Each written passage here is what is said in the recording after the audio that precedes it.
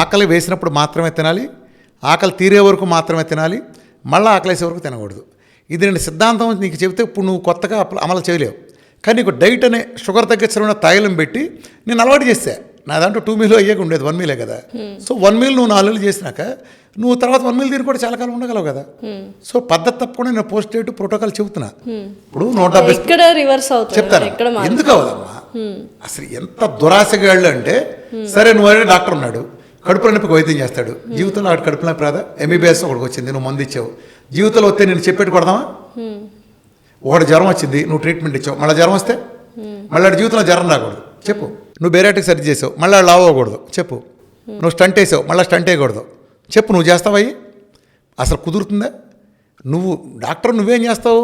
ఒకటి నీ దగ్గర కడుపులో నొప్పి అని వచ్చాడమ్మా, ఏం చేస్తాడంటే రోడ్డు పక్కన బజ్జీలు తిని అలవాటు ఉంది అడిగి, నువ్వు మానవయ్య అని చెప్పి మందు ఇచ్చావు నొప్పి తగ్గడానికి, ఆడు మానేశాడు, మళ్ళీ బజ్జీలు తింటే మళ్ళీ వస్తుంది కదా.